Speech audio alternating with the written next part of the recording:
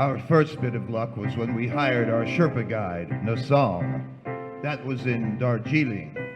When I told Nasong what we were after, he hesitated for a moment, and then he said, These sahibs have not come to climb Shomaluma? No, we're a little late for that. It's already been done. The other two sahibs and myself are here for the reason I told you. Metokami. That's right. The sahibs always hire me to climb the mountain with them, but never this. Are you afraid of them? I have seen one. You've seen one? Yes, many of us have seen them. Wait a minute. Eileen? Yeah, what is it? I'm interviewing a Sherpa in here. He says he's seen one of the things. Where's Frank? We went out to get some tobacco. Well, come on in. I think this is our guide. All right. Nasong, this is Professor Eileen Farris. Hello, Nasong. Hello. Nasong was telling me about what he'd seen. Go ahead, Nasong. It has a face that is evil, and when it saw me, it uttered a strange cry and bounded away, sometimes leaping, sometimes running with great strides. It was dusk, and after a moment, I lost sight of it in the snow. Where were you? With the French expedition, it was at 19,000 feet on Shomoluma. Oh. How far were you from it? 30 feet, perhaps 35. You're sure it wasn't an ape? I am sure. There is no ape in the Himalaya to make such a track. What about bears? This too I have been asked, but does a bear always walk upon its hind legs? Well, that's enough for me. Eileen? Interesting, his account, I mean.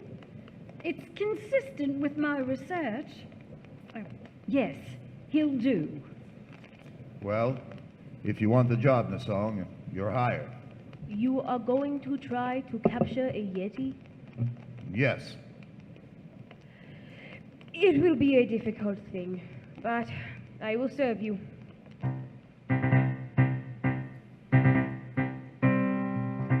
Yeti, Wild Man, Melikami, Abominable Snowman. That's the names the natives had for the things, and Professor Farris, Frank Davis, and I were going to try to get one. We'd all done some climbing, but climbing was secondary here.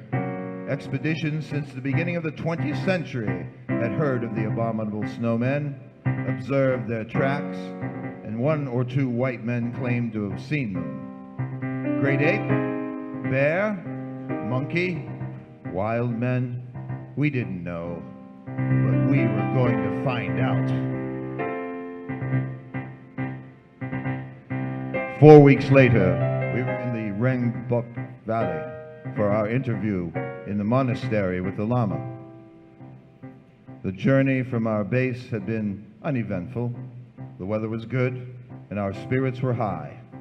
From the Llama's window, we could see the great peak of Everest in the distance. Why, gentlemen, do you desire to capture Metrocomi? Well, because, sir, we believe it will be an invaluable aid in our prehistoric research. That is, if these things are in any way human. And for this reason, then, you have formed this expedition? Yes. You are familiar with climbing, yes? Yes, we are. You will need to be. The Yeti move at high places, dangerous places, so my people tell me.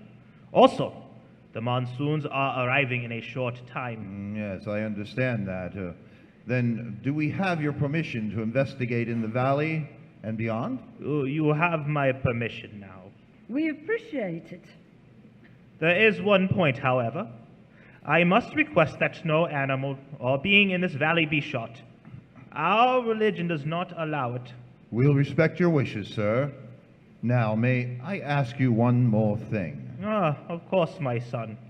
Do you believe in the existence of Metokami? I myself have never seen them, but I do know that they live here, above the valley, on the goddess mother of the world. It is also true that perhaps 5, and possibly more, inhabit the upper Rongbuk and its glaciers. Thank you. Do you have porters? Our guide, Nasong, is hiring them now. Ah, I trust that he meets with good fortune. The old man with great dignity bowed slightly to us, and we were dismissed.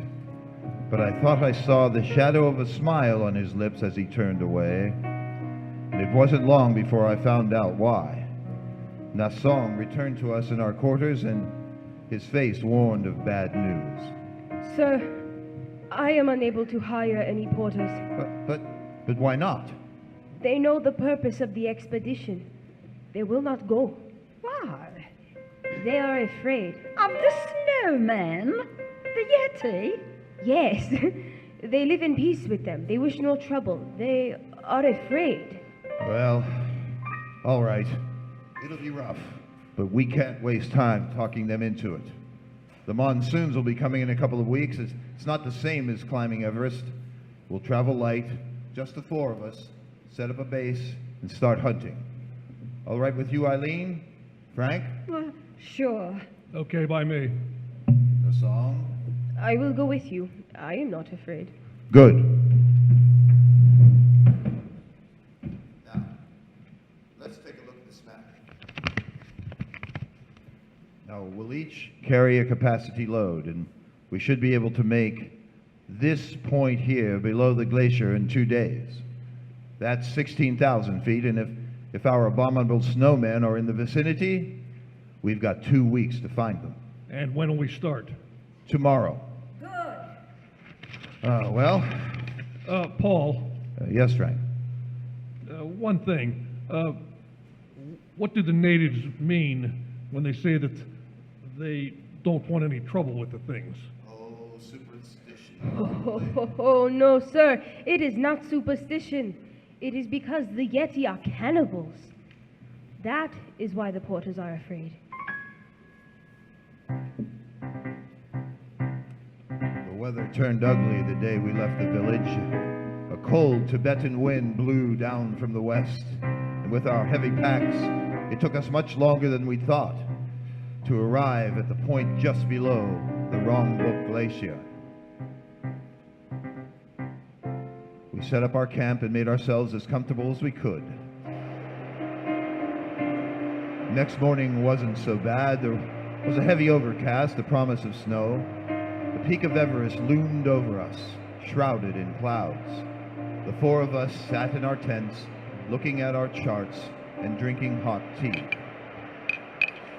Well, I figure it'd be easiest if we started in the East Glacier. Mm-hmm. It's only about 3 miles from here, and with the weather as stinking as it is, we won't run too much of a risk. What do you think, Paul? Well, that sounds about right. What do you say we split up? Well, say you and Nasong, Eileen and me. We'll work up on either side of the edge, over here. And if we spot any tracks, fire 2 shots, huh? Yeah, good enough. Oh, now the big thing, no matter what, do not shoot at that thing. If you do see one, do not shoot, okay? Okay. All right. If we lose touch with each other, we'll meet back here at 5. All right, let's get going.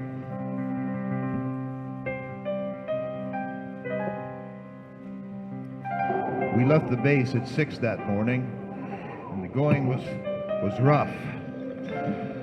Eileen was pretty well shot by the time we got to the 17,000 foot mark. She was having a tough time breathing, and the wind had come up again, and with it a fine powdery snow that blinded and choked us. Hey, I just have to take 5. All right. Here. Move over here. It might take out some of that wind.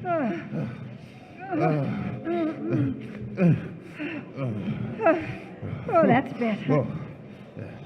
Well, we might as well start back for the base. We couldn't see anything. Right now, I don't care whether we do or not. This is the good weather. Wait until the monsoon starts. Oh, no, not me. cold. I've never been so cold in my life.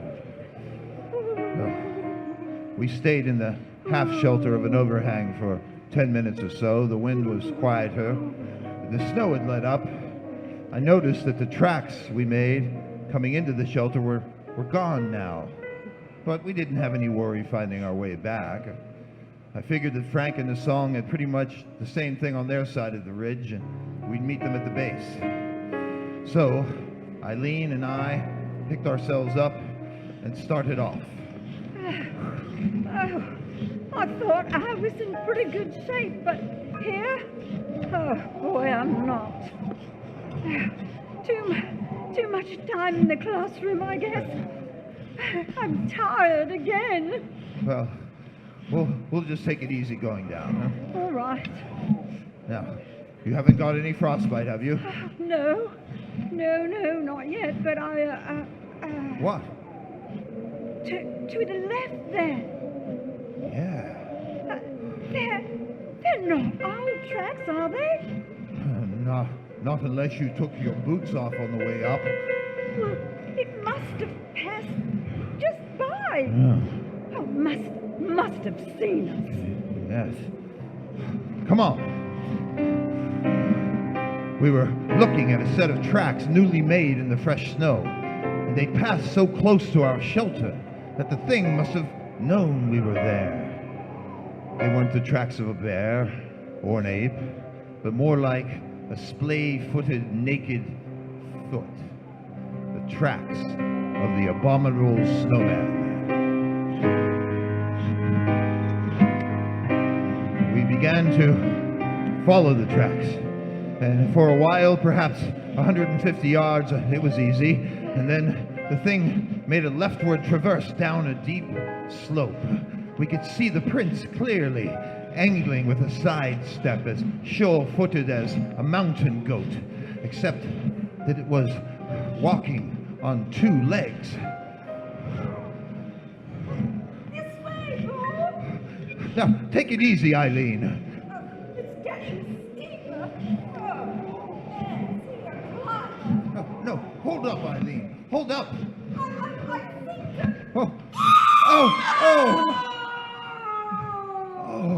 Oh, and she dropped out of sight over the lip of the crevasse. We weren't roped together.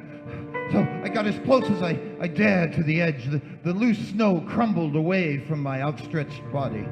And I looked down into that blue-black darkness below, falling away into nothingness. Professor Eileen Farris, esteemed researcher, heralded explorer, was gone, finished. All I could think of was the noise she had made when she went over, surprised, angry, then silence. The crevasse might have been 500 feet or 5,000. And the snow started to fall again, big flakes this time and wet. I stood up, and across the gap 20 feet away, I saw the tracks of that thing continuing on and away until they became lost in blank whiteness of the glacier.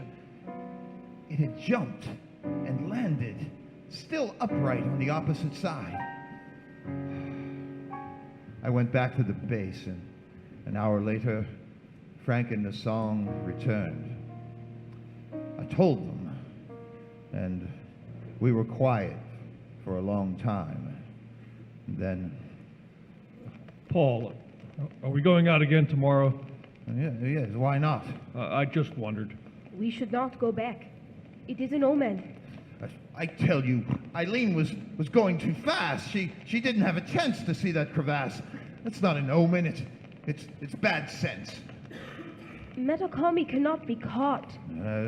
We'll catch him. Yeah, but there are only 3 of us. I mean, if we had a few more men... I tell you, the thing was this close. If we'd looked up at the time, we'd have seen it. Paul, hear us out. Do you think I'm going to give up now? Next time we'll get it. There was no chance to get Eileen out? No. Do you think if we went back, maybe we... Listen, do you think I don't want to? She is gone. I tried, but Eileen is gone. Okay, Paul, okay. I wish that wind would let up. Yeah, maybe by morning. We'll try again tomorrow. It was cold that night, and somehow colder because Eileen was gone. I heard Frank tossing around. I knew he was thinking about a body, broken, lonely, lost somewhere in a deep and dark place. In the morning, the three of us packed our gear, camera, food. It was a light pack, and we started up again. This time to a crest above the ridge. It was tougher than it looked, and we weren't even halfway up before we had to rest. And as I looked to the west, I saw clouds boiling up, not white, but somber, threatening, and below the valley looked grim, ugly gray. And then the sun was gone. And we kept going up. And then I had a strange feeling. There was nothing I could see, nothing I could hear, only a sensation of being watched and followed. Wait a minute. See something? No. I have felt it too, Sahib. Yeah, something following us? Yes. It has to be Metokami. How do you know? It cannot be something else this high. There is nothing else that lives here. Maybe it's curious. No, don't turn around.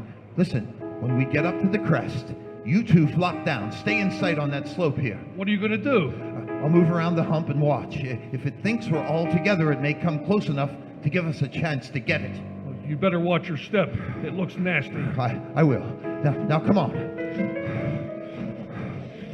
It took another 15 minutes to get up to the crest, and then Frank and Nasong hunched down to rest. They were in clear view of the slope we just ascended. I moved back out of sight and made my way toward the hump, which was backed a long shelf on the north side of the crest. In a couple of minutes, I lost sight of them and of the slope. Then the wind increased, and the clouds had spread now to become an ironclad canopy over the mountain. It was getting colder again. I don't think it took over 5 minutes to reach my lookout point. And when I did, I had a perfect view of the ground we'd covered. There was nothing there. The men were out of sight, so I waited. A minute, two, there was nothing. And then, all of a sudden,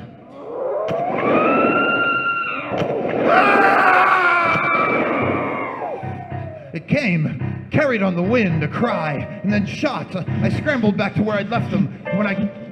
When I got there, Frank was lying on his back, and I couldn't look at what was left of his face. There were terrible, deep rips in his clothing, and he was dead. Nasong lay huddled a few feet beyond, a gun in his hand. Sahib. Nasong, what is it? What? Metokami came from behind us. Before I could get a hold of the gun, it killed him, then sprang at me. It is strong, Sahib, with the strength of 10 men. All right. Now can you sit up? My leg is broken. Oh. I shot at it, but I missed. It jumped away and was gone. Oh, dear. We were 4 hours from camp, and with Nasong practically helpless, it could well be 4 days or never. I buried Frank where he was lying. Then we began to work down the slope. Nasong was in great pain. He half slid and crawled as best he could. That part of it wasn't too bad. And then we were at the bottom, and there was a ledge to climb. It took well over 2 hours to do that, and we still had 3 miles of difficult terrain to cover. The stops became more frequent. Sahib, leave me here. Go back. No. My leg is frozen. There is no feeling anymore. I shall not live much longer. Song, don't be a fool. After a rest, you'll be able to go on. Soon the night comes. If we are both caught here, we both die. There will be snow, much snow. Leave me. No. We are going back together.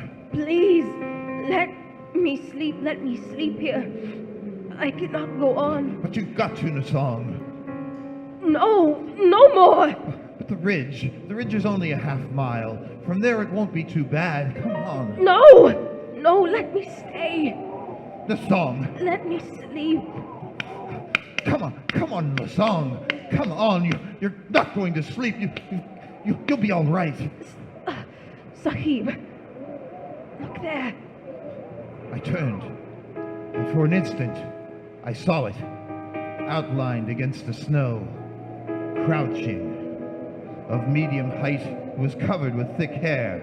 The face was reddish and bare, a semi-human face, and it was not an ape.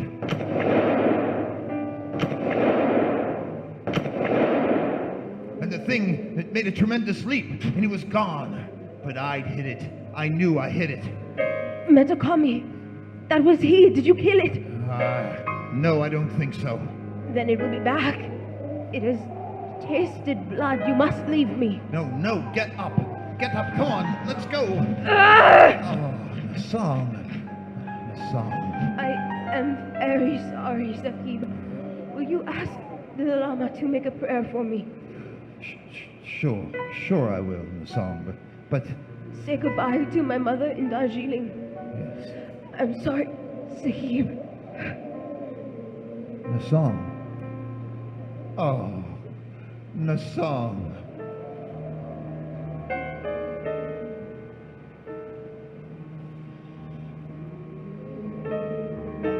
Then the darkness came, and with it, shadows in the snow. Every hillock, mound became the thing, motionless, waiting. In my mind, I kept seeing its powerful long arms, the dreaded claws it must have possessed. I carried my gun in my gloved hand, but I knew that I couldn't fire it unless I was barehanded. And that meant my hand would freeze to the gun. Then suddenly I felt myself slipping.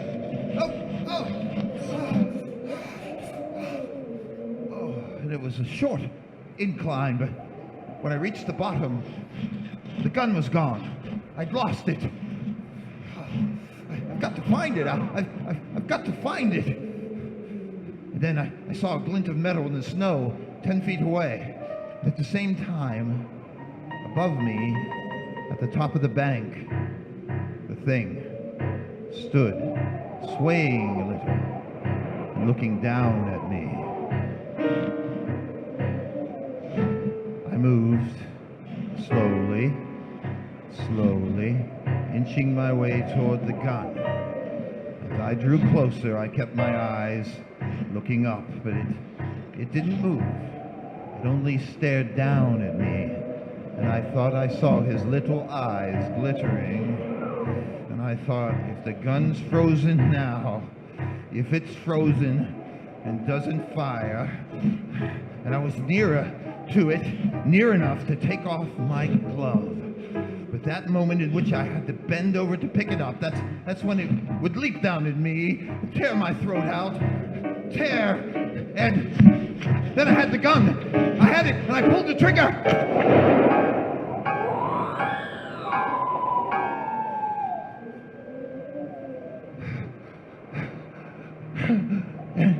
And it lay there. Strange, terrifying. Its blood staining the snow.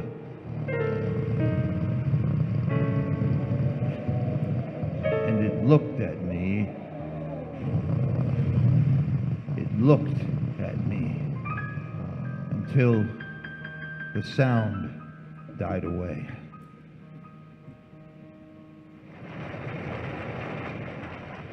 It was dead. But the eyes kept on staring. But, and it must have been the shots that loosened the snow and ice on the ledge above. I heard the sound, and I ran.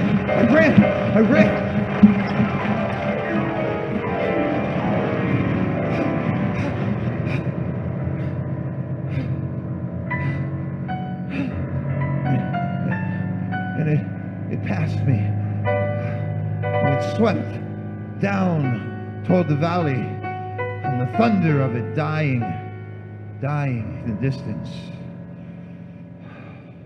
And when I went back, there was nothing there. It was buried somewhere under the tons of snow. I made my way back to the Wrong Book Village. I don't remember how. I didn't remember anything for 2 weeks after that. But I am alive, and I am not going back there again. That's all I know, or want to know, about the Abominable Snowman.